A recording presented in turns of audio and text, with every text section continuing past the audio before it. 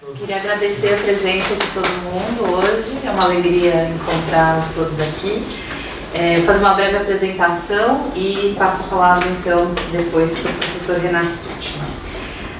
O título da fala hoje é Futuros Possíveis, Imaginação e Especulação para Resistir no Antropoceno. E o nosso convidado é o professor Renato Stutman, da Universidade de São Paulo, Departamento de Antropologia.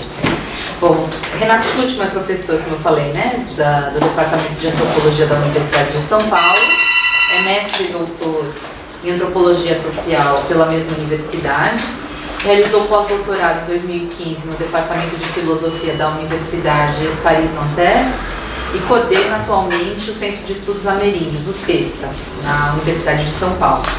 Foi editor responsável entre 2013 e 2017 da Revista de Antropologia e foi um dos fundadores e coeditou também entre 97 e 2007 a revista Sexta-feira. Dentre suas publicações destacam-se o livro O Profeta e o Principal, a Ação Política Ameríndia e seus Personagens, pela EDUSP e a FAPESP, e a coletânea Eduardo Veros de Castro, Entrevistas, pela Azog, de 2018. Renato também é investigador afiliado ao Projeto ECO. Então, é isso. Muito obrigada. Passo a palavra. Bom, queria agradecer muito o convite da Karen, da Nelly, da Patrícia, para apresentar aqui. E, bem, eu vou, na verdade, o título dessa apresentação é Futuros Possíveis, Especulação e Imaginação para Responder ao Antropoceno.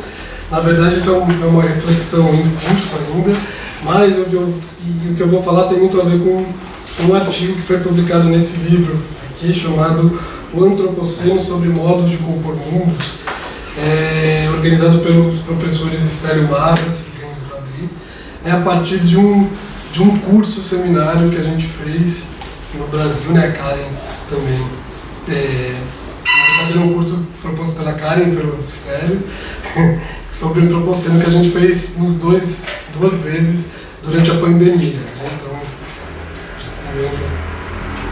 forçou a gente pensar a partir do problema da pandemia em 2020 e 2021. Aí esse livro saiu agora no começo de 2023. Depois, acho que a editora disponibilizou um e-book, um PDF, depois a gente pode divulgar. E, bom, mas eu queria começar, na verdade, então é uma reflexão bastante ampla sobre qual que é o lugar da especulação e da imaginação pensando respostas para o Antropoceno.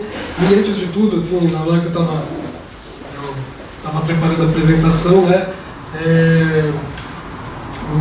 bom, a gente sabe que hoje, daqui a pouco, né, tem um fuso horário no Brasil, mas vai ser votado nessa terça-feira, né, na Câmara dos Deputados do Brasil, o projeto de lei 490, que implica uma série de retrocessos, né, em relação aos direitos dos povos indígenas. Não vou falar muito disso, mas eu acho que não dá para pensar essas questões que eu vou colocar aqui sem falar disso, né? E esse projeto de lei 490, ele acarreta uma série de retrocessos, né, em relação aos direitos indígenas, né, a questão das demarcações das terras, podendo, né, emperrar o processo de demarcação de terras e revogar, inclusive, terras que já estão demarcadas por conta, né, ele está atrelado ao chamado tese do marco temporal, né, que diz que as pessoas indígenas que não estão nas suas terras, que não estavam nas suas terras em 1988, quando foi promulgada a Constituição, elas não têm direito a essa terra. Eu não vou entrar nisso, mas só para falar um pouco de que a gente está diante de um fato muito importante acontecendo no Brasil, né? A maioria de vocês sabe que esse projeto de lei, que é também conhecido como o PL da morte, né? E que ele acarreta, né? Esse é um ponto, uma ameaça muito forte aos mundos indígenas, né? Aos povos indígenas, mas a gente sabe que também a todo o planeta, né? Porque as terras indígenas têm um papel fundamental na preservação da biodiversidade e coisas mais, né? Então, os povos indígenas, a gente sabe, são protagonistas dessa luta ecológica numa escala planetária, né, dentro desse cenário do que a gente tem chamado de antropoceno, nessa época geológica em que o humano seria a força mais importante e, portanto, tem também uma ameaça de destruição, né, os povos indígenas têm um papel central, né, e isso não apenas no Brasil, mas na América do Sul, mas em todos os lugares do planeta, né, a gente vai ver. Então, e lembrar também, né, esse é só um preâmbulo, que os povos indígenas no Brasil, né, hoje, eles são também, eles têm dado, né, eu acho que nos últimos anos, nesse governo que a gente passou agora, e tudo mais, uma lição de resistência, né, sobretudo na pandemia, né, com as inúmeras mobilizações que fizeram em defesa das suas terras, dos seus direitos, mas também do meio ambiente e do planeta como um todo, né. E também eles foram, nesses anos de 2020 e 2021, né, durante a pandemia, talvez os mais ameaçados, né, pela necropolítica do governo, né, foram muito vitimizados, né, houve uma série de invasões nos seus territórios, que a gente vê, por exemplo, no caso Yanomami, mas outros mais, né. Mas, no entanto, né, isso acho que muita gente ressaltou, né, nesses últimos anos, como não era a primeira vez que eles viviam, né, essa espécie de hecatombe e de um fim, né, de mundo, eles souberam, como ninguém resistir, se organizar, inclusive ocupar a política institucional, né. Em 2022 a gente tem uma série de transformações, né, com a entrada de pessoas indígenas na política institucional. E uma outra coisa que eu acho que é importante, que eu acho que aí vai mais para o tema dessa fala de hoje, é que eles também, uma outra lição que eles dão não é só essa de como se organizar, mas é também de imaginar e especular sobre outros mundos possíveis e sobre outros futuros possíveis, né?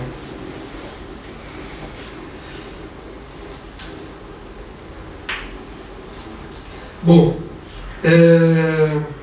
então, na verdade, eu acabei pensando essa apresentação em focar, né, esse ensaio que eu escrevi não é exatamente sobre isso, mas eu pensei em focar essa fala de hoje nessa questão, né, de como que essas reflexões de autores não indígenas, né, elas são imensamente devedoras, não só dos antropólogos, né, vou falar de alguns antropólogos, mas não só, elas são muito devedoras do que se sabe sobre os povos indígenas, né. Então, a pergunta que eu queria colocar aqui é isso, né, qual o lugar dos povos indígenas uma série de discussões, de reflexões não indígenas sobre o papel da imaginação e da especulação, né. E aí eu queria, né, isso vai aparecer um pouco mais para frente, mas eu queria dar um lugar importante para isso que a dona Harriet chamou de SF, né, as iniciais SF, que ela traduz também como, pode ser ficção científica, mas também ficção especulativa, fabulação especulativa, feminismo especulativo, mas também fato científico, né, figuras de corda, string figures, que a gente vai ver, e so far, né. Então, como que essas, né, ela vai discutir, né, nesse livro Staying with the Trouble, ficando com o problema, o lugar da imaginação e das contações de história para pensar respostas, né, não que sejam não uma aplicação imediata, mas como uma forma também de pensar respostas para a crise que a gente vive e que tem a ver com essa ideia de uma época nova, uma nova época geológica que é o antropoceno, e que também a Isabelle Stangues e outros autores chamaram de tempo das catástrofes. E um pouco a ideia que é tentar entender como que os povos indígenas ocupam um lugar fundamental nessas reflexões, né? E isso, né, claro, tem um corolário ético, né? Pensar com esses povos, né, é também apoiar as suas lutas e fazer dessas lutas planetárias, né, que é o que a gente está vendo hoje nessa votação e, né, em toda a mobilização que está acontecendo em loco, mas também nas redes sociais e tudo mais. Eu estava lendo outro dia um texto que foi publicado pela N-1 naquela série de Cordéis, de uma autora chamada Anne Caroline Kiangala, que pesquisa o afrofuturismo e é doutoranda em literatura pela UNB. Ela fala um pouco que ela entra numa crise, eu achei interessante isso, que ela entra numa crise, de que ela está estudando literatura, e o mundo caindo, né, todos os problemas raciais e tal, e aí ela fala que quando ela começou a se aprofundar em textos de ativistas como a Angela Davis, de ficcionistas negras, né, como a Octavia Butler, ela acaba achando um modo de conciliar a política com a ficção, né? Eu achei isso interessante. Ou seja, a política com o ato de imaginação. E ela escreve o seguinte, no final do ensaio dela: quanto mais eu lia Angela Davis, mais eu me aproximava da noção de que não há paradoxo nenhum entre a literatura especulativa e o ativismo. Muito pelo contrário. Quanto mais Angela Davis eu leio, mais eu me enxergo na simultaneidade de uma ativista afrofuturista. Né? Fala hoje não é sobre o afrofuturismo, mas eu acho que isso é uma coisa interessante para a gente pensar também, né? Como que isso, o trabalho da especulação também tem um lugar importante. E o título dessa apresentação, Futuros Possíveis, né, ele fala um pouco sobre essa capacidade que a gente tem de especular e imaginar futuros menos tenebrosos. A expressão futuros possíveis me veio das reflexões da Karen Shiratori, aqui presente do Marcelo Rotinsky, sobre a onirocrítica, né, que é uma espécie de interpretação dos sonhos dos povos ameríndios. A ideia, quer dizer, tem muito essa ideia de que os sonhos podem prever o futuro, mas não se trata de um futuro incontornável, né, mas sim um futuro possível, que exige respostas e implica a agência do sonhador e daqueles que estão empenhados em interpretar esses sonhos, por exemplo, os xamãs e outras pessoas. Nesse ponto, é possível aproximar os sonhos e os mitos ameríndios da ficção científica e das fabulações especulativas de povos ditos modernos ou euro-americanos. A Vinciane Desprez, por exemplo, num livro lançado agora em 2022, chamado Autobiografia de um Povo, fala de narrativas de antecipação, né? Ela não fala em ficção científica, mas em narrativas de antecipação, que são narrativas que antecipam o futuro. Então, ela faz um exercício de estender um texto que a Ursula Le Guin escreve sobre uma sociedade de heterolinguística, né, que estuda a linguagem dos animais, né? E isso seria uma coisa que acontece no futuro, e isso tem uma implicação para pensar novas soluções para os desastres ambientais e coisas assim. E, bom, quando ela fala em antecipação, narrativa de antecipação, que eu acho um termo bom, né, dentro dessa categoria SF da Harari, me parece que ela está fazendo referência a um conceito potente dos 1000 platôs do Deleuze e Guattari. E quando eles discutem Clássico, né, Pierre Clássico, autor da Sociedade contra o Estado, eles falam que os povos indígenas desenvolveram mecanismos de conjuração e antecipação do poder político separado. Eles conjuram o Estado, os povos indígenas, não porque eles o desconhecem, né, mas porque eles podem o antecipar, o prefigurar na imaginação, por exemplo. Né, nos mitos indígenas, por exemplo, chefes, né, existem muitos chefes despóticos e predadores que não existem na vida, na experiência. Às vezes existem também, né, mas menos. E tem um texto muito bonito, aliás, textos muito bonitos da Beatriz Perrone Moisés e da Joanna Over, né, que são etnólogas americanistas, que falam muito disso, né, como que esse lugar do poder coercitivo ele é narrado na mitologia, que fala de um passado. Então é também porque você pode imaginar e antecipar que você pode conjurar. Né? Bom, O Oswald de Andrade, no ensaio póstumo chamado Marcha das Utopias, mostra como as utopias, né, do século XVI, né, que é um gênero de literatura que a gente poderia chamar de especulativa, né, que está muito presente na Renascença, na aurora do humanismo, né, ele vai mostrar como que essas utopias afloram no encontro com os povos indígenas. Né? A gente sabe que hoje a gente não pode falar em descoberta, mas sim em invasão. E diz o Oswald, né, Oswald, a geografia das utopias, ele está se referindo a autores como o Thomas Moros, o Campanella, o Bacon. Ele vai dizer a geografia das utopias se situa na América. Era da América que eles tiravam também esse imaginário para construir esses mundos ideais que eles estão projetando.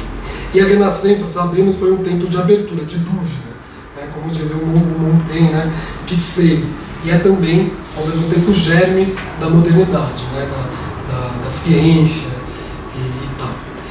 Bom, Isabelle Stanger, né, num texto não muito antigo, né, ela vai falar, lendo um texto de um historiador, ela vai falar de uma nova renascença, de um novo renascimento que está acontecendo nesse tempo que a gente está vivendo, do século, passagem do 20 para o 21, que é o que ela chama também de tempo das catástrofes, e né, que ela nomeia isso uma intrusão de Gaia, né, que é essa terra que revida o ataque que ela tem sofrido ao longo de todos esses séculos. Então é também um tempo de angústia, de incerteza, mas é também um tempo aberto a especulações. E a Stanger vai dizer que essa renascença nova, né, coincide com uma crise da modernidade, que é também uma crise das ciências modernas e a sua relação com as catástrofes ambientais. Né? E ela vai dizer que o movimento especulativo que teve na origem das ciências, ou seja, ali na época no final da Renascença, com o humanismo e tal, retornaria com ímpeto no momento também da sua crise. Né? Então é interessante esse argumento dela. Depois ela vai mostrar que isso tem a ver também com um certo florescimento de narrativas ficcionais, de ficção científica. Ela vai discutir muito com a Ursula Le Guin.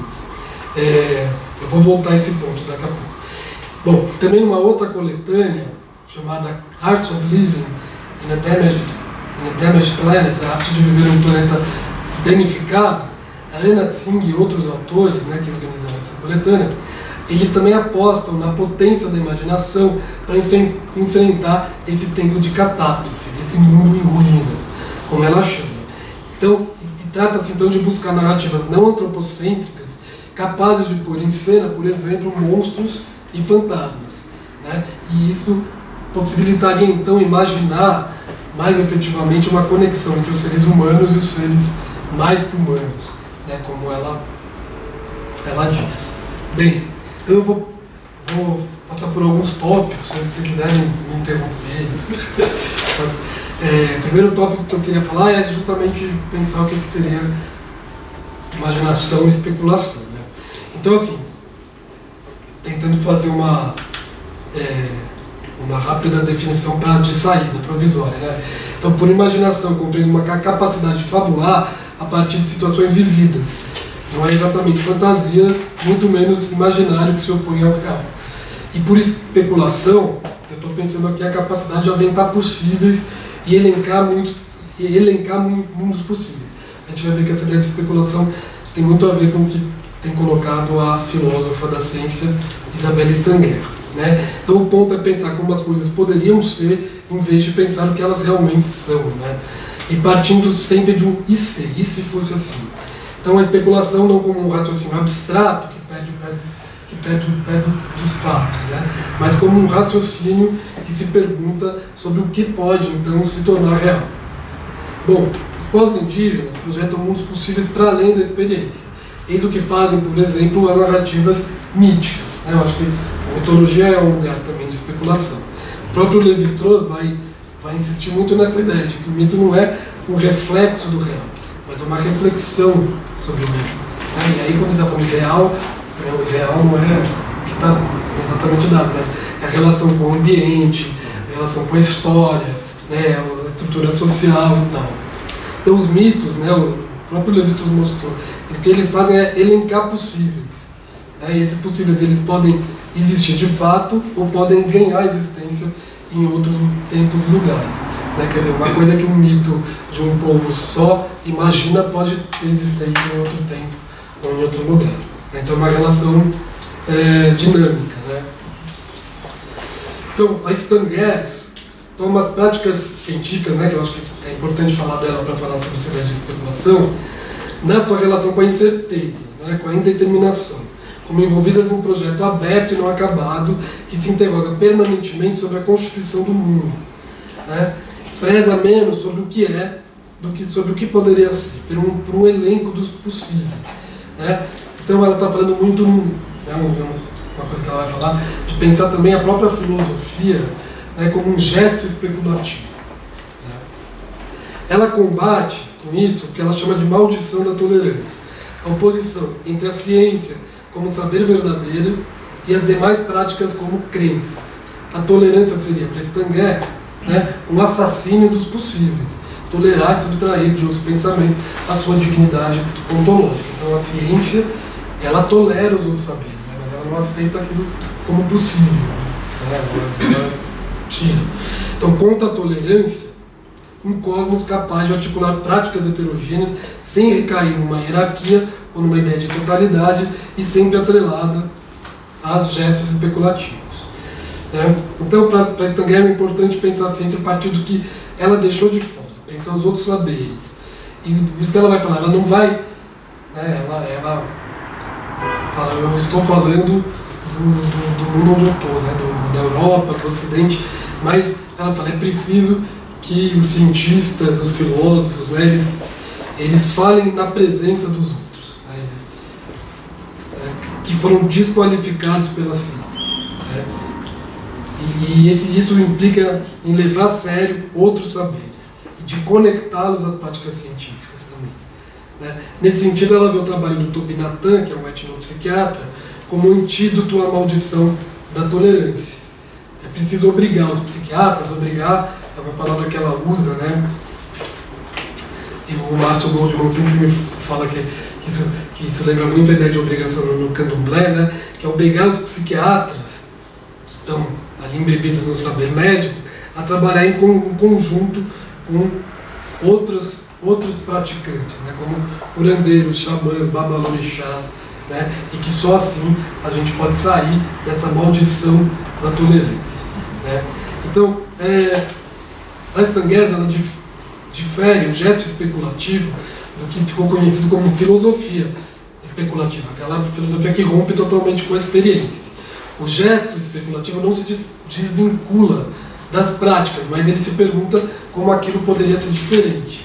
Seria um pensamento das consequências. Isso tem muito a ver com o diálogo que ela faz com os filósofos pragmatistas, né? O William James, o Alfred White, né? Mas não vai dar para falar muito deles aqui. Né?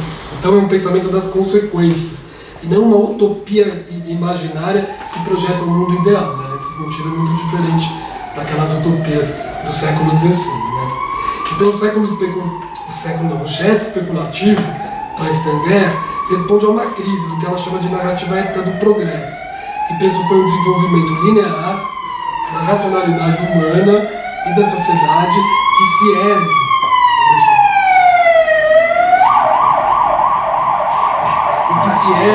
com a desqualificação de certas práticas tidas como irracionais e lógicas inferiores. Falando disso, é o que pareceu a polícia. Que essas práticas, justamente, elas deixam de ser pensadas como possíveis para serem erradicadas, combatidas e perseguidas. Por exemplo, o exemplo que ela gosta sempre de dar é o da bruxaria praticada pelas mulheres na aurora da modernidade, que foi erradicada e perseguida pela Santa Inquisição. Bom, junto com o Bruno Latour, Stan Getz se aproxima também de um outro autor, que é o Etienne Souriau, que é autor dos diferentes modos de existência, e para quem a realidade, né, o que é, deve ser instaurada. Né? Ele tem essa ideia da instauração. Existir seria instaurar, é algo para sempre incompleto. Como diz o Latour, os fatos científicos são fatiches, eles devem ser instaurados, eles não estão dados de uma só vez. Né? E, bom, aí a Stan Getz, ela, nessa ideia pensando o mundo como instauração, ela vai aproximar dentro desse gesto especulativo, ela tenta aproximar, eu acho que isso que é interessante aqui, o que seria a reflexão filosófica mais clássica, canônica, da prática da ficção científica, que é muitas vezes apontada como um gênero menor de literatura e que dirá de pensamento. Tanto de um lado como do outro, a gente tem o trabalho de aventar os possíveis. E as práticas científicas nascem da especulação e da imaginação, passando desse e ser ficcional para o e então, relativo aos efeitos dos experimentos. Para Stan Getz, a proliferação da ficção científica contribui para a democratização das ciências, trazendo para os leitores exercícios que se mantinham confinados a um grupo de especialistas, de experts. E ela resume, eu vou citá-la, a ficção científica explora a capacidade de uma época para testar outros modos de consistência do mundo. Né? A interlocutora favorita da Stan Getz, não por acaso, é Ursula Le Guin, né, que naquele texto, A Teoria da Bolsa da Ficção, pretere a história do homem conquistador, as histórias com ele. Né, não sei se isso ficou no português do Brasil, a gente tirou isso, mas não sei se isso se mantém em Portugal, histórias, né, que é o storytelling, que buscam se estabelecer para além da perspectiva masculina e do antropocentrismo, dando lugar a múltiplas vozes.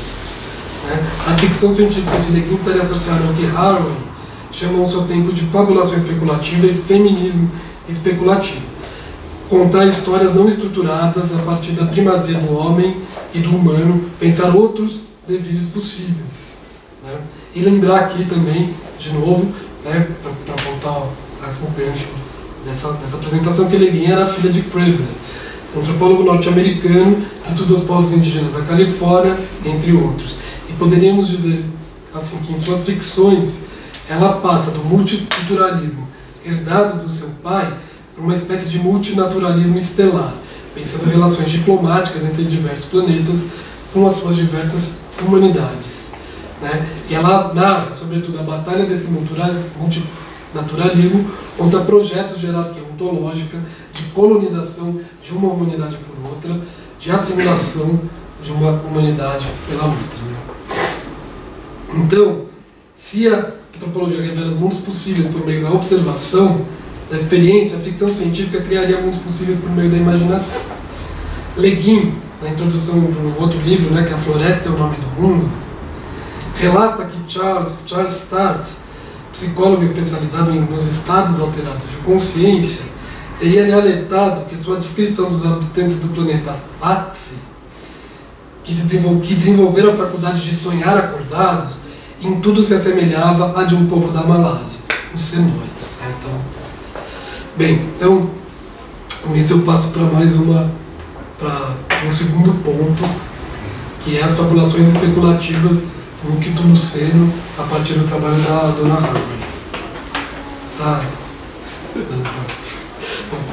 Bom, então, como florescer novamente um planeta vulnerável que ainda não foi assassinado? Essa é a pergunta perseguida por Donna Haraway em Staying with the Trouble. Ela propõe rebatizar o antropoceno de Cthulhuceno, inspirando-se numa aranha de 8 patas chamada Pimoa Cthulhu, que associa a criaturas tentaculares e, no universo mitológico dos seres quitônicos, seres da profundeza da terra e dos oceanos. Cthulhuceno é uma época de monstruosidades, mas o que há de mais aterrorizante pode dar pistas também de seu próprio antídoto. O humano que afeta o mundo natural, colhendo catástrofes e entidades ferais, pode também dar um lugar ao mundo mais humano que resiste. Os tentáculos do monstro que causam terror também podem prestar-se para a criação de uma nova sensibilidade, de um novo pensamento. O que a Donna Haraway chama de um pensamento tentacular, atento a tudo o que se passa e que não se confina à esfera da humanidade. A menção a esses seres tentaculares, né, os povos, que unem as ciências, a mitologia e a ficção, remete ao lugar central da fabulação especulativa no pensamento e na obra da Donna Haraway. Fabular, imaginar, especular para pensar, para ficar com o problema, habitar o problema e não simplesmente resolver ou descartar. Como vimos, Haraway brinca com as iniciais SF, de ficção científica, de fabulação, feminismo especulativo, mas também uma figura que eu acho que é central no livro, né? Aliás, acaba de sair a tradução em português também pela editora N-1, que eles fizeram uma capa com essas figuras de corda, né? Que a gente em português do Brasil chama cama de gato, não sei como que chama em Portugal, se é a mesma coisa. É aquela coisa que você faz. Né? E ela vai falar dessas camas de gato dos Navarro, né? Que é um povo da América do Norte, né? Que são os Nato, né? Que são essas figuras de corda, e que a partir dessas figuras de corda eles vão contando as suas mitologias. Né? São figuras que eles manipulam para narrar eventos mitológicos, histórias multiespecíficas que falam da emergência do seu povo, visando restaurar uma espécie de princípio de harmonia, né, que na língua naval é Osmo, né, não sei pronunciar, que seria harmonia, beleza, boas relações com o mundo. Então, a Donna Haraway, no livro dela, no Stay with the Trouble, ela aproxima a ficção científica dessa mitologia e dessas figuras, né, e a mitologia e a ficção também da ciência e da filosofia. A arte do SF, né, que é mais do que ficção científica, está dentro dessas artes, essas narrativas de antecipação da Lancien d'Esprit, é aquela, né, da especulação e da imaginação para habitar o monstro, né, que seria o signo dos nossos tempos. Depois eu fiquei até lembrando da imagem de Belo Monstro, né, que é como eu fico chamar, o apelido, né, dado a Belo Monte, que eu acho que é o exemplo maior do nosso tempo das catástrofes, né, no Brasil. Bom, e do Manifesto das Espécies Companheiras, publicado em 2003, a Staying with the Trouble, de 2016, a Donna Haraway se interessa sobretudo na questão das relações interespecíficas. O conceito-chave para pensar isso é o de simbiose, e mais especificamente de simbiogênese, que vem da Lynn Margulis, né? Ela se orienta pelos trabalhos, sobretudo, né, pelos trabalhos de biólogos, como a própria Lynn Margulis e o Scott Gilbert, para quem não seria possível pensar nem em evolução das espécies, nem em desenvolvimento de organismos, sem levar em conta a interação entre as espécies diferentes em ambientes diversos. Margulis e Gilbert aproximam a ideia de evolução da de simbiose. Em vez de pôr em primeiro plano a competição, como fazem os biólogos neodarwinistas, eles apostam na imagem da cooperação, o que transforma a própria noção de organismo. Organismos seriam resultantes de simbiogênese, criaturas como a Mixotricha paradoxa, né, que é um protozoário que vive nos intestinos de térmitas e que possuem flagelos produzidos pelas bactérias, seriam talvez o exemplo mais claro de uma existência que não pode ser reduzida à individualidade. E como evidenciou a própria Lynn Margulis, as bactérias seriam já simbiontes presentes nos mais diversos seres, moldando a forma dos animais modernos, por exemplo, os humanos. Então o mundo estaria, em suma, repleto de histórias de cooperação e de simbiose. E como insiste a Haraway, diante do culturoceno, é preciso agir e pensar simpoeticamente com a cabeça, não em espécies ou indivíduos, mas em arranjos múltiplos, os mais potentes.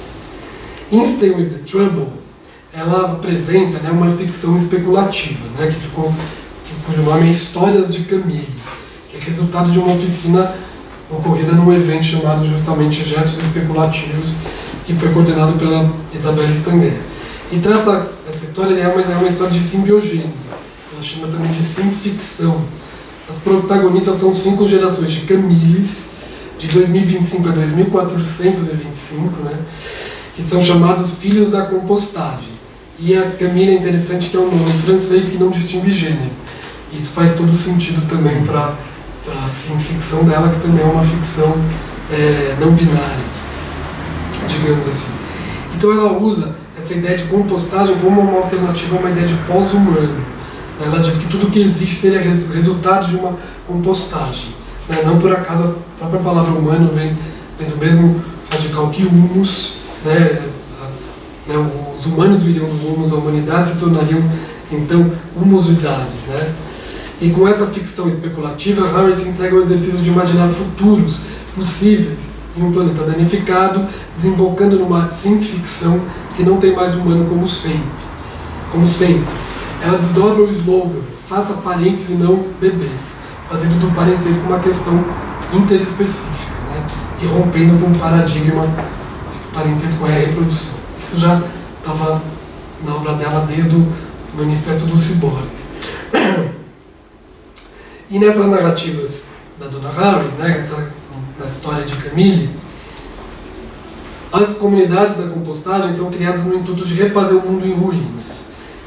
Ela começa em 2025, que ela fala que é um tempo de hesitação, onde você tem uma explosão absurda da população humana que contrasta com a extinção de um grande número de espécies. E a solução criada por essas comunidades é gerar crianças humanas que usam material genético de espécies ameaçadas, criando gerações de criaturas compósitas. Camille são crianças que têm como simbionte a borboleta monarca, né? Cada comunidade escolhe um ser em extinção. Depois a Vanciane Decibel continua essa ficção, essa sim-ficção nesse livro Autobiografia de um Povo, né? Então, na narrativa da Donna Haraway, elas escolhem essa borboleta monarca que estava em extinção. E a comunidade de Camille muda-se então para as montanhas Apalache, na Virgínia Ocidental, nos Estados Unidos, que é uma terra que teria sido devastada pela extração de carvão, onde eles fundam também a vila de Nova Gales. A ameaça às monarcas se intensifica por conta da ação dos herbicidas produzidos pela Monsanto, que prejudicam as serrárias, plantas fundamentais para a alimentação desses insetos. As monarcas são migrantes. No começo do inverno costumam viajar em direção ao sul, mais especificamente para o México, na região de Michoacán, no México, né, de Michoacán, subvertendo assim uma fronteira política bastante tensa. Então, ela vai mostrando, né, fazendo tudo se interrelacionar, né, as diversas relações entre as espécies, mas também as questões geopolíticas e tal. Eu não vou resumir aqui a história que a Donna Haraway conta, mas basicamente o que eu queria mostrar, né, que a cada geração a simbiose entre humano e monarca vai se intensificando. Camilles mais velhos, né, que no inglês não tem isso, mas a gente teria que usar a linguagem neutra, né, eles, né, têm a obrigação de iniciar leis mais nobres. E esse Rudy Camille, por exemplo, já é capaz de acompanhar as migrações das monarcas até o México e é iniciade aos rituais dos mortos do povo Mazawa, com quem desenvolve uma forte cumplicidade política e espiritual. Com o terceiro Camille, 2/3 da comunidade já são compostos por simbiontes, o que representa uma revolução ontológica no modo de fazer parentesco, bem como um fenômeno de ressurgência de ecossistemas ameaçados. Quarto Camille vive, no entanto, uma ruptura nesse quadro utópico. Novas doenças virais vêm à tona, afetando simbiontes fúngicos de plantas alimentares e parasitas protozoários de borboleta. Vivencia-se então uma extinção em massa, que culmina no desaparecimento das borboletas monarcas.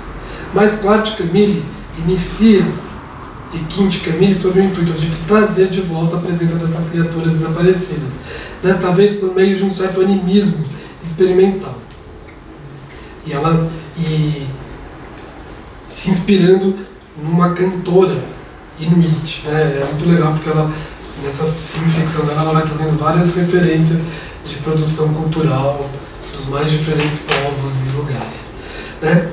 Então, Quinto Camille, né, que seria Eútime des Camilles, volta então ao México para se encontrar com o povo Mazawa, para quem as monarcas migrantes são simbiontes de seus mortos. A sua festa dos mortos corresponderia a uma cerimônia de boas-vindas aos espíritos dos ancestrais. É com os Mazawa que Camille aprende a se tornar porta-voz dos mortos e assim engajar-se em suas lutas para perseverar em um mundo danificado. Com eles, desenvolve a habilidade de devir com os espíritos, algo que Haraway batiza de um nome bem estranho, Simanimagênesis. Bom, em resumo, a gente pode ver na narrativa da Haraway uma tentativa de conectar o problema interespécies, intergêneros, a uma perspectiva crítica em relação ao próprio colonialismo. A simbiose humanos-monarca sempre existiu entre os Mazawa, povo que persiste em sua luta por terras e por acesso à água, como muitos povos indígenas da América e de Alures, né? Não haveria como desvincular a luta contra a extinção das monarcas da luta desses povos, né? E aqui A gente poderia pensar um paralelo disso que a dona Maria está falando, uma ideia de ecologia decolonial proposta pelo Malcolm Ferdinand, que recusa separar a crise ecológica do problema colonial e racial. Ao longo das histórias de Camille, Harvey não poupa referências aos povos indígenas norte-americanos com seu conhecimento das tramas interespécies e suas lutas para se esquivar da expansão do capital e seus projetos de desenvolvimento econômico que passam pelo extrativismo, pela indústria do veneno. Então, bom, já temos mais um tempinho. Eu passo aí. Só tá tudo. Só vou pegar uma aguinha.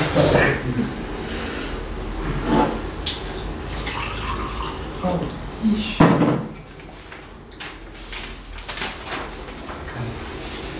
Então, passando para um terceiro ponto, que é as variações sobre o fim do mundo, a partir da discussão que está no livro A Mundo por Vir, da Débora Danowski e do Eduardo Viveiros de Castro. Né? Bom, nesse livro, que eu acho que se conecta com essas outras reflexões todas, o caminho aqui é de comparar e conectar especulações sobre o tema do fim do mundo, o fim dos tempos. Né? Eles não se prestam tanto a fazer uma fabulação especulativa, mas comparar especulações. Né? Então eles reúnem, para tanto, textos das mais diferentes proveniências. Filosofia e metafísica, metafísica pop, literatura, ficção científica, cinema, mitologia.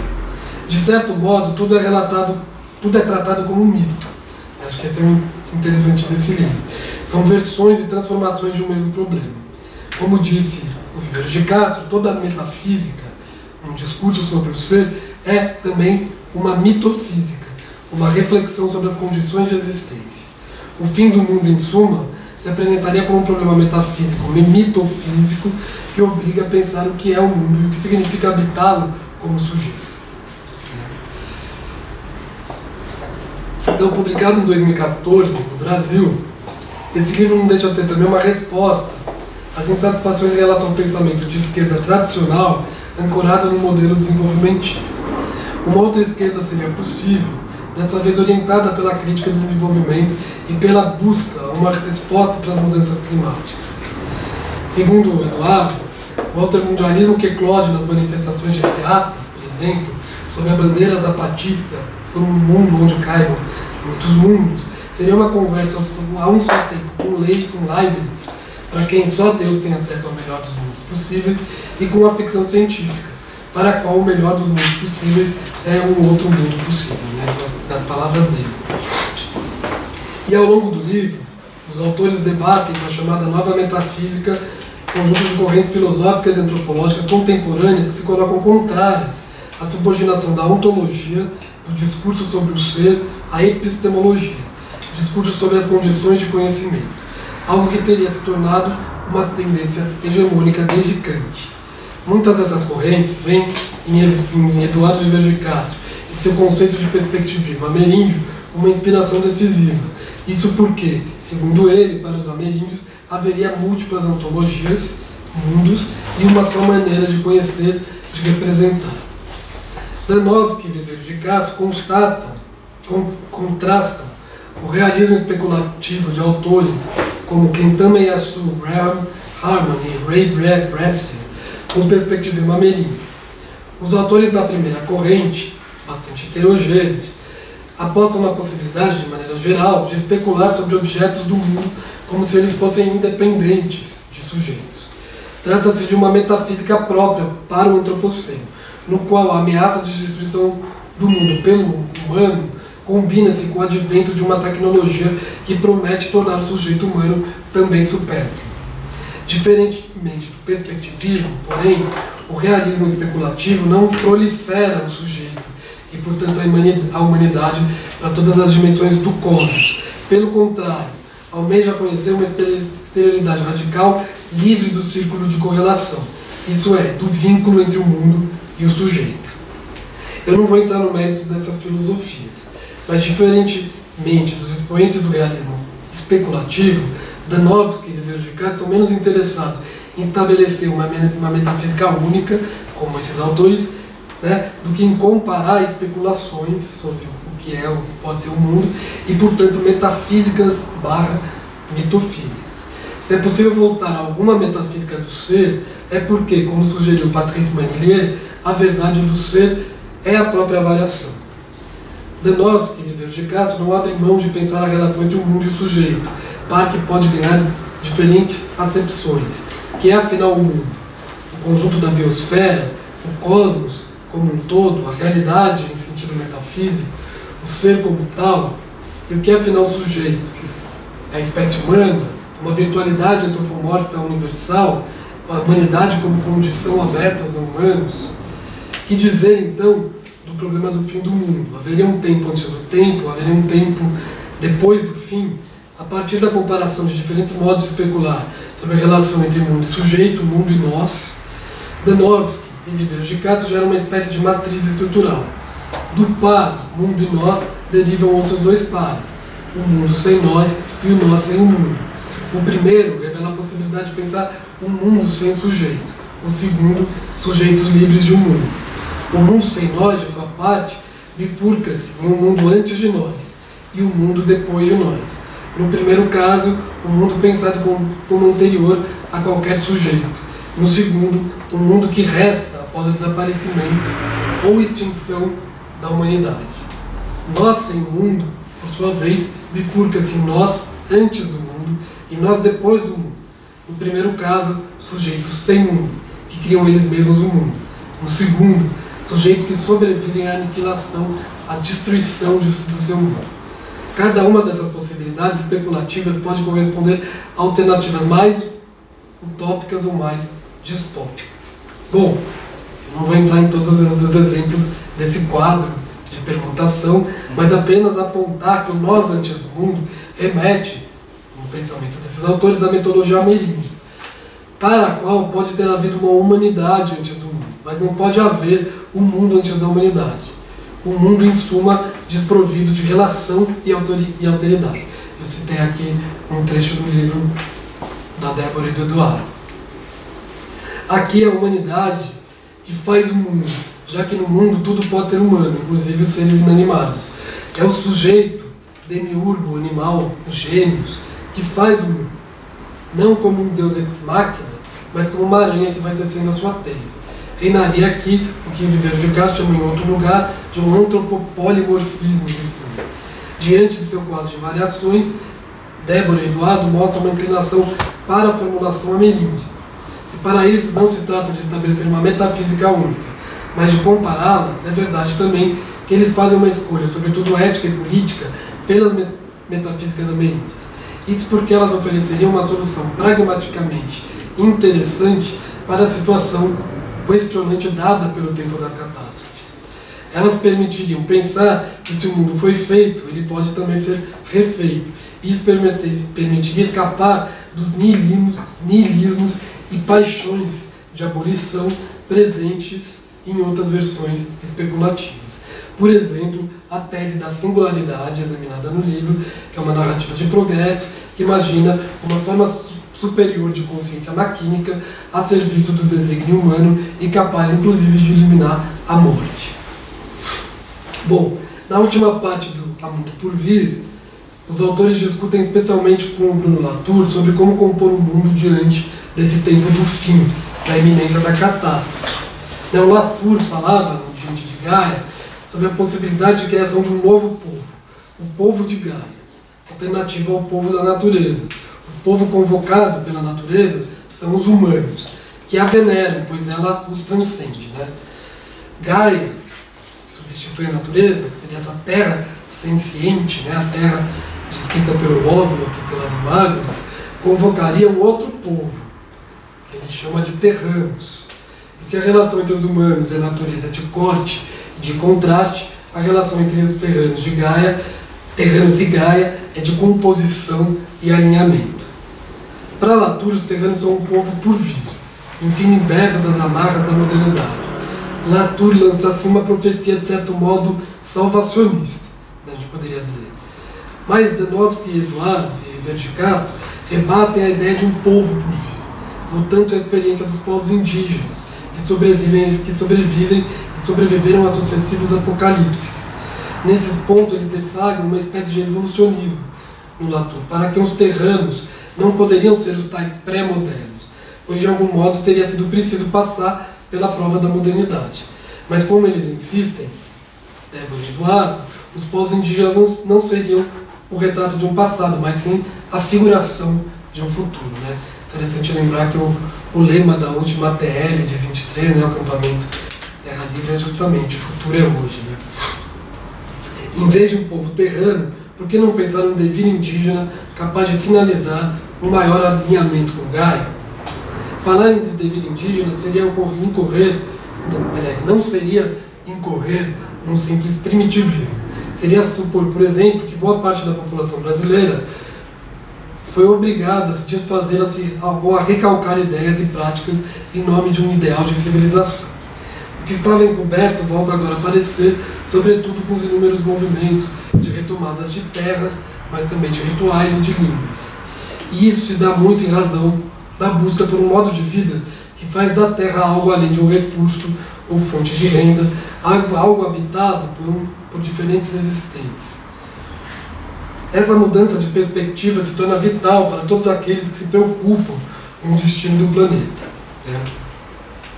Então, com isso eu termino aqui esse terceiro ponto. Eu teria assim, na verdade eu teria uma conclusão, mas antes eu teria um quarto ponto, que eu acho que talvez eu podia pular, porque já está muito adiantado, né? Você acha que não? Você acha que não? Quanto tempo, mais ou menos? São quatro. Não, menos... Acho que eu precisaria de uns 10, 15 minutos. Bem? Não vou ficar muito cansados? Muito entediados? Tá bom, então vamos. Porque é um quarto exemplo que é um exemplo interessante, que também fala dessa relação entre a especulação e como isso aparece entre os outros povos indígenas que não os das Américas, mas os da Austrália, né? Que é a partir do trabalho da Elizabeth Povinelli com um coletivo de cinema, coletivo de produção audiovisual, que são os Carrabing, né, da Austrália. Então, eu queria falar então sobre essa experiência do coletivo audiovisual Carrabing, que é composto pela Elizabeth Povinelli, que é uma antropóloga norte-americana, e seus interlocutores indígenas do território norte da Austrália, né, perto de Darwin, na cidade. Poderíamos dizer que esses filmes, os filmes que eles produzem, são também fabulações especulativas. Fabulações tecidas de maneira colaborativa e que estabelecem com os textos da Povinelli uma relação de mutualidade. É interessante que os textos que ela escreve são textos muito densos, filosoficamente, inclusive, né, porque ela tem esse diálogo muito forte entre antropologia e filosofia, mas ela discute muito essa relação a partir da produção desses filmes e da interlocução dela com essas pessoas desse coletivo. Os filmes Carrabing são, antes de tudo, reflexões indígenas sobre as condições de existência num mundo tingido pelo que Povinelli chama de liberalismo tardio, né, que é um conceito um pouco complicado, né, mas que seria basicamente um regime que opera pelo que ela chama de governança das diferenças, que rompe com os movimentos anticoloniais. Basicamente seria um liberalismo no tempo da cultura com aspas, né, como chamou a Manuela Canedo da Cunha. Né? Não é exatamente isso, mas é algo assim. Né? Quer dizer, como que o liberalismo ele se apropria das diferenças e transforma isso também numa moeda. Esses filmes, né, uma série de filmes, hoje em dia acho que já tem uns 10, né, são muito legais, muito bonitos, eles estão diretamente engajados na luta desses povos pela terra e na defesa dos territórios originários que estão sendo ameaçados constantemente por interesses extrativistas. Né? Os paralelos com o que está acontecendo na América do Sul, são muitos. Né? Então, esses territórios são estranhos ao conceito de propriedade, são coextensivos a uma noção que é muito importante para entender o mundo desses indígenas australianos, que é essa noção de dreaming, né? Que já foi muito traduzido pelos primeiros antropólogos como totem, né? E que hoje em dia tem uma discussão que esse nome ele causou um monte de mal entendidos, então eles preferem chamar isso de dreaming, que tem a ver com um mundo sonhado. A gente pode, uma tradutora brasileira, né, traduziu dreaming como sonhares, né, não como sonho, mas como sonhares, o que é interessante. Eu vou usar essa tradução aqui, né, que também é um conceito complexo que a gente vai tentar falar aqui um pouco sobre ele. Então, assim, os sonhares, né, desses diversos povos, né, acho que é uma noção meio compartilhada, estão na base da criação da topologia dessa região, descrevendo trajetos de ancestrais míticos, que culminaram no estabelecimento de lugares e acidentes geográficos. Né? Tudo que existe, né, na verdade, o território conta também uma história mítica, que são esses dreamings. Né? Bom, a gente vai ver como que esses dreamings são fundamentais para a constituição do território, e eles são figuras fundamentais nesse cinema, né? Que a gente está falando não de uma ficção científica escrita, mas de filmes mesmo. A Rita também trabalha com questões parecidas. Bom, Calabing não é o nome de um povo, mas de um coletivo formado por pessoas que são de diferentes povos e que foram removidas de seus territórios de origem e reunidas numa comunidade chamada Belui. O coletivo foi formado por pessoas que se contrapõem à política de controle e cerceamento por parte do Estado australiano, manifestando interesse em voltar para os antigos territórios e estreitar os laços com esses sonhares. Na língua emiengal, o termo Calabing quer dizer algo como maré baixa. E para os povos que vivem na costa, ali do território norte, no litoral, os períodos de maré baixa, eles implicam momentos de conexão entre famílias que vivem longe, né? Porque você tem como elas... Isso também serve de uma metáfora para uma luta comum indígena dessa região contra projetos extrativistas. Você fala, estamos separados, mas ao mesmo tempo unidos, né? Contra essa política de confinamento territorial e, de modo geral, contra o assujeitamento das populações indígenas pela política de ocupação colonial que produz conflitos e desunião. Segundo a Povinelli, os filmes dos Calabing não são filmes etnográficos. Eles são, antes de qualquer coisa, experimentos unindo documental ficcional para refletir sobre as condições de existência num regime de colonialismo de ocupação, né, que em inglês é settler colonialism. Né, Povinelli seria uma espécie de colonialismo interno. Né. Povinelli vê nesses filmes análise de seus interlocutores sobre o liberalismo tardio e sobre o capitalismo extrativo. Né. O exercício dela é forçar com que eles pensem e tematizem nesses filmes o impacto que eles sofrem desse liberalismo tardio. Análises, né? Então ela fala, esses filmes são análises deles sobre isso. Análises que implicam a presença desses sonhares que operam num tempo que une o passado, o presente e o futuro, né? Que é um tempo não linear. Não por acaso, esses filmes usam e abusam de sobreposições visuais e loops narrativos, brincando com o emaranhamento de tempos e espaço. Né? Não vai dar tempo de falar muito sobre os filmes, mas é importante ter que essa forma também, o conteúdo não se destaca da forma. Então os filmes Calabing são permeados por exercícios de improvisação oscilando entre a linguagem da ficção e do documentário. E esses exercícios ganham força, especialmente em discussões em torno de temas controversos. Por exemplo, teria um motor de barco quebrado por conta de um descuido ou da vingança dos ancestrais, que é um tema de um dos filmes, né? E aí você tem várias pessoas que vão contar histórias diferentes, vão tentar explicar aquilo de uma maneira diferente, inclusive algumas vão colocar em dúvida a própria explicação, digamos assim, cosmológica. Então ela também faz a coisa como que isso aparece de uma maneira dinâmica, né? Então, como essas discussões, elas reúnem diferentes pontos de vista, versões sobre os fatos e jamais chegando a propriamente um consenso. E esses filmes Calabing têm um lugar de destaque nas duas últimas obras da Povinelli, que é o Geontologias e o Entre Gaia e o Chão, que dão continuidade ao seu projeto de compreender o liberalismo tardio à luz do que ela chama de analíticas da existência dos povos do território norte da Austrália. A Povinelli não gosta tanto da ideia de ontologia, né? Os filmes dão a ver a operação dessa analítica diante das situações as mais diversas, desde o motor de barco quebrado até os indígenas sendo usados como cobaias por cientistas brancos em um futuro próximo, passando pelo debate em torno de um sítio sagrado e pelo refúgio de jovens rebeldes em um terreno contaminado pela radiação. Povinelli busca articular o tema do antropoceno e das catástrofes ambientais a essas analíticas da existência indígena, o que, por exemplo, para o capitalismo seria um recurso mineral, o manganês, poderia ser para os povos Carrabing o sangue dos ancestrais. Nesse sentido, essas analíticas da existência agem como contraponto ao liberalismo tardio, algo inseparável do que ela chama de geonto-poder, que seria, né, ela vai falar, discutindo com o Foucault, né, que fala o biopoder é a governança da vida, das populações, o geonto-poder é a governança da distinção entre a vida e a não-vida e é, portanto, a governança da terra. Né?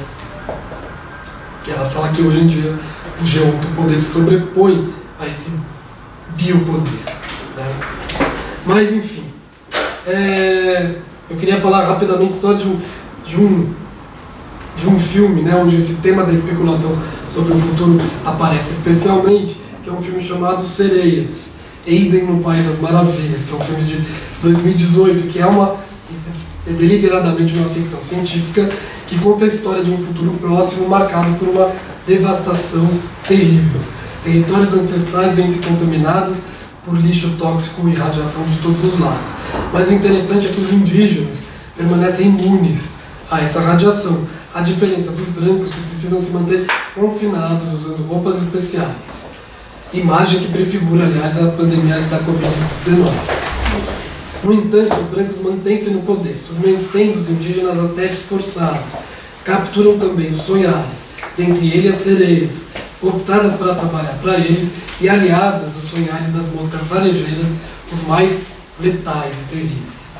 Aiden, o protagonista, é um rapaz que é submetido ao cativeiro e, uma vez libertado, ele passa a percorrer os territórios devastados na companhia do tio e dos primos, onde ele vai encontrando, né, conforme ele vai passando, por isso que é o País das Maravilhas, ele vai passando nesses territórios devastados, ele vai encontrando os tais os sonhares, né, que são esses ancestrais míticos que criam os territórios. Né, e alguns são aliados e outros foram cooptados pelos brancos. Né. Como em outros filmes, as sereias abolem o tempo linear. Vários tempos se entrelaçam. O tempo atual da viagem de Aiden, o tempo passado de sua infância e, finalmente, o tempo dos sonhares, com os quais ele se encontra. Mais uma vez, o coletivo faz uso da sobreposição de imagens. Esse filme, Sereias, também deu origem a uma instalação, né, que é assinada pelo coletivo Carrabing e que, dessa vez, usava duas telas, uma com a projeção do filme e outra com imagens do material de grandes empresas, como a Monsanto, né? E é um material que continha mensagens dessas empresas de exploração, de extrativismo, de inseticida e tal, mas contendo mensagens de responsabilidade social, em prol da saúde, da preservação ambiental. Né? Então a Povinelli gosta muito de brincar com essas coisas. Então ela mostra, quer dizer as mesmas empresas que produzem essa devastação absurda estão fazendo campanhas falando da importância, né? Olha só como a gente tem responsabilidade social, a gente dá bolsa, né, para povos indígenas, enfim. Então essa contradição, né, as empresas que envenenam a terra e depois dizem que estão a curá-la, né, é o que estaria justamente no coração desse liberalismo tardio, que não cansa de se desculpar. Né? Acho que o liberalismo tardio é um pouco isso, ele tenta incorporar o multiculturalismo, ele quer a ideia de responsabilidade social, mas ele está ali nesse processo. Então, nesse último livro da Povinelli, Between Gaia and Grounds, Entre Gaia e o Chão, Povinelli associa o futuro próximo do filme Sereias à situação dos povos indígenas do deserto central australiano, né, que é um outro lugar, que em meados dos anos 50 tiveram de conviver com testes nucleares em seus territórios. Denúncias feitas por jornalistas e antropólogos teriam desencadeado nos anos 70 uma reformulação das políticas públicas para os povos indígenas australianos, dando origem ao que ela chama de um regime de liberalismo tardio. É nesse cenário que se enquadram as sereias do filme. elas são cooptadas pelos brancos para captar crianças indígenas. Sobrevivem, mas não podem mais ser o que eram antes. Nas palavras da Povinelli, lutam para preservar e durar um terreno sempre cambiante de racismo tóxico e colonialismo de ocupação. Se os corpos indígenas escapam da contaminação, eles não escapam de serem cooptados para experiências médicas e podem acabar no lamaçal letal das moscas varejeiras, né? Que é uma outra imagem aterrorizante do filme. Nem os sonhares escapam da captura do liberalismo tardio, né? Essa que parece ser a mensagem do filme, que impõe o G1 o poder e leva adiante o que ela vai chamar de catástrofe ancestral. Ela né, provoca um pouco a coisa da Isabelle Stengel, que ela fala, bom, mas tudo bem, a gente vive num tempo das catástrofes, mas na verdade esse tempo das catástrofes ele começa numa outra catástrofe, que é a catástrofe ancestral de destruição da Terra, que é a colonização europeia, né? A escravização e tudo mais. Bom, com isso, termino esses 4 casos. Agora, rapidamente, eu vou tentar concluir, sem concluir, que eu acho que não é meu objetivo concluir, mas enfim, palavras finais, dizendo o seguinte: o que conecta essas reflexões trazidas aqui, o interesse pelo lugar da imaginação e da especulação para responder a situações questionantes dadas pelos tempos das catástrofes que assolam o planeta. É o que Harvey chama de responsibility. Essa brincadeira que ela faz, né? Seria essa capacidade de responder às catástrofes, mas também de se reconhecer como responsável. Não se trata de dizer o que é e o que será, mas o que poderia ter sido, o que poderá ser, né? Então, a responsibility é essa ideia de se responsabilizar e de tentar, né, responder a isso. Esse apreço pelo possível lança luz também ao que se chamou de virada ontológica. A defesa de que não podemos partir da certeza de um só mundo, mas sim nos deixar guiar pela pluralidade de mundos possíveis. A incerteza que invade nossa época nos faria voltar a questões metafísicas. Como defendem Robert e Pedersen, num livro chamado A Virada Ontológica, essa virada ontológica na antropologia não visaria, como em muitas filosofias, restabelecer uma metafísica única, um juízo de autoridade sobre o que é o mundo, mas fomentar ontografias, reflexões sobre diferentes modos de descrever aquilo que existe. A questão não é, portanto, o ser, mas o que pode ou poderia ser. Trata-se de ontoespeculação e ontoimaginação, não tanto de ontologia. Para Povinelli, que se mantém crítica a essa virada ontológica, toda a ideia, toda a ontologia decorre de formas de poder. O biopoder é aquele que ontologiza a vida. O geontopoder, aquele que ontologiza a distinção entre vida e não vida, buscando, para além do controle da população, o controle da terra. Contra esses poderes, as analíticas da existência dos povos indígenas australianos, o que ela chama de diferente, é a capacidade de escapar, né, que ela usa um termo em inglês que é otherwise, né, que a Juliana Fausto traduziu por diferente. A ideia de que o tempo das catástrofes que vivenciamos não pode ser, né, esse tempo das catástrofes não pode ser desvinculado de mais de 500 anos de história colonial, né, e isso é um ponto enfatizado também pela Povinelli. Para ela, Gaia, essa terra inteira, o planeta que se torna evidente para todos, deve ser compreendido em relação à catástrofe ancestral, vivida pelos indígenas e negros. Povinelli contrasta reflexões sobre as catástrofes atômicas e ambientais de pensadores europeus com reflexões sobre o colonialismo e racismo de pensadores negros caribenhos, conectando essas últimas com as reflexões do coletivo carabinho. O que europeus, pessoas brancas, estão vivendo hoje, como desespero de perder o seu mundo, populações negras e indígenas vivem desde 1500. Povinelli sugere que os intelectuais europeus brancos ou filhos de europeus, como ela mesma, se coloquem em perspectiva. Isso é corroborado por Stengel para que as ciências modernas devem se sentir envergonhadas, né? Não só as ciências modernas, mas as práticas modernas, devem se sentir envergonhadas perante os outros que elas sempre desqualificaram e perseguiram.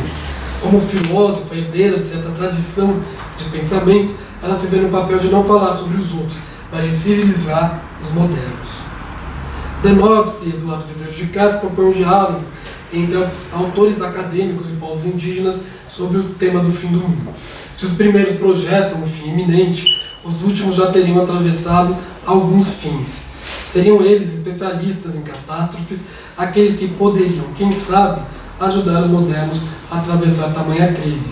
O futuro seria indígena, mas para tanto é preciso que os povos indígenas não cessem de existir. Eu volto à ameaça da votação que está sendo realizada hoje, que é uma ameaça à existência mesmo desses povos. A genealogia de 5 Camiles entendeu que, para regenerar a terra, era preciso engajar-se com a causa de povos indígenas, com sua luta pela terra e pela água, que passa também pela realização de um ritual dos mortos. Se esses povos já continham saber sim poético, que tanto interessou as comunidades de compostagem, se eles podem efetivamente ajudar aqueles que sabem que estão perdendo seu mundo, é verdade que eles precisam também de ajuda para não perderem o mundo deles, ameaça vivida há séculos e que se intensifica com mais intensidade, com o avanço de um capitalismo extrativo que Povinelli chamou de G1 do poder. Como conectar mundos perdidos e associá-los à imagem de uma morada comum, o planeta Terra? Esse parece ser o desafio mais importante. Então é isso. Desculpe a extensão.